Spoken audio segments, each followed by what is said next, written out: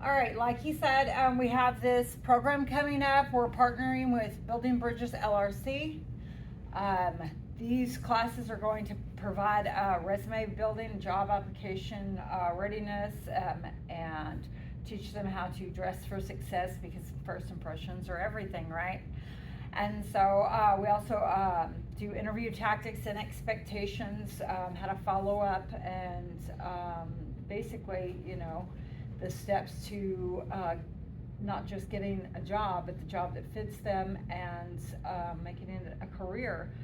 Um, with offenders and people with backgrounds, um, I'm I'm gearing this specifically toward them because their resume building and job applications are going to be seriously different. There's going to be large gaps and things like that. So I'm focusing directly on how to overcome those barriers with them, and then we're also going to help them the last class build a resume. So um, also, we're going to have our Every Step program the hour after that, and with that, we focus on helping them build a foundation, and we believe that that foundation should be based on your faith, core values, beliefs, and purpose. And so, and then how to take a look at themselves and recognize their patterns and thoughts and emotions and behavior and how it impacts them. And so then we go on to how outside influence, from everything from their relationships to their family and friends to just work or wherever it may be, cause barriers or can create obstacles and impact them without them even knowing it, and how to recognize those things to prevent future issues with their desired goals or outcome. So then we move on to their goals and teach them just basically how to prioritize. Dave is going to also be involved with that particular process. We're going to speak more on a follow-up class where it mentors individually to these people so we can find out how we can prepare them to get housing ready. And then will come our housing program. And I just got a call yesterday, amazing, that somebody wants to possibly invest into a property where we can specifically collaborate with them to be their occupancy. And it would be something along the lines of a complex or whatever, where I could guarantee that they would have occupancy, and then they could guarantee that they would allow ex-offenders to rent without it being an issue with the background. And so we won't know more until about October 17th with that. But let's go on here. Coming up, we have October 26th is our first annual Halloween run. This is our fundraiser. It's going to be over at Rockin' Tacos, also sponsored by Spark Sports Bar and Platinum Music Complex, as well as Port City Motor Works out of Shreveport. They wanted to just help sponsor our mission. And where am I at? Okay. we have raffle tickets that we're going to be selling. They're $10 a piece. Grand prize is Black Crow tickets, so 2 floor seats to the Black Crows on November 14th. Right, that's what I said. The grand prize, you do not have to be at the event to win the grand prize. I can handle everything electronically. So if you are interested in a raffle ticket or know anybody who would like to go see the Black Crows, let me know. I can do it all electronically, including the raffle tickets. So we're going to do the grand prize drawing first, so everyone gets an opportunity to win the grand prize if they do buy a raffle ticket, and then we'll go from there. There are other raffle items. We are accepting any donated raffle items if you would like to participate in that, and we will announce that, of course, your company or whatever did provide a raffle item. What else? Okay, we're gonna have a Halloween costume contest, and we're gonna have a bike show, motorcycle, bike. As far as that goes, on our follow-up for this, which is gonna be after that other event, is November 2nd. The last day of the class is November 1st. The following day is November 2nd. We're going to have somewhat of a ceremony to offer a certificate of completion for completing the class, as well as have luncheon. Luncheon's going to be provided by Texas Best Countertops. And then we are going to have a couple speakers come up and talk to them. One of them, Dave, about future life coach, necessities and things the resources that he can provide, as well as Sherry from Edward Jones, who's going to be coming and speaking about what their, setting up their future could be like.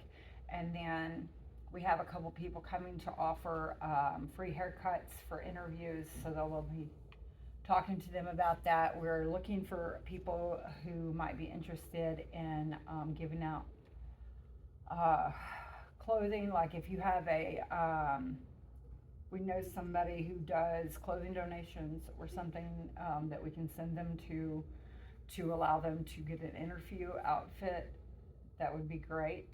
I'm also going to have a couple people coming out that are going to speak with them about possible employment opportunities, and if anybody does hire felons or would be interested or needs some employment, our employees, also let me know.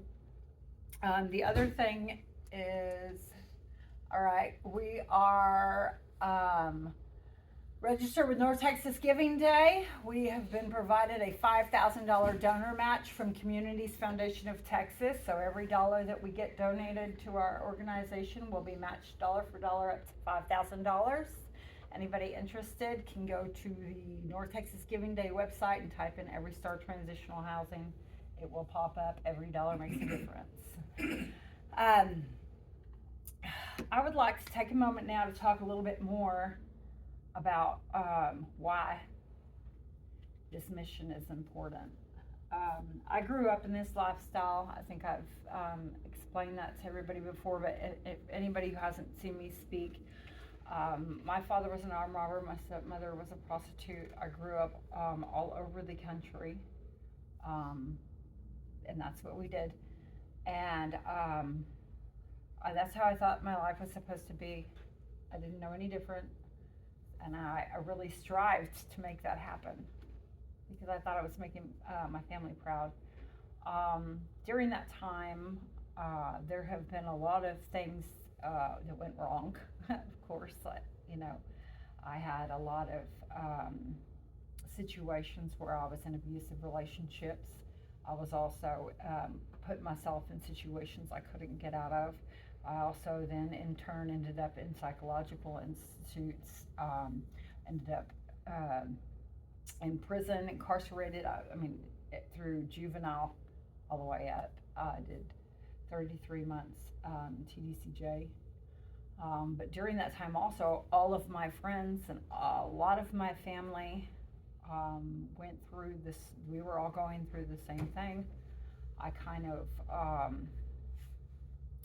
took it upon myself to try and help everybody along the way because I had been doing this since I was young. I already knew the drill, what to do and what you needed to remember and how, but instead just to prepare for when they came out, to prepare for when they went because we knew it was going to happen. I think I was the only person I knew that actually had a bank account for when I went to jail. And somebody on standby with power of attorney because I knew what was I knew where I was going.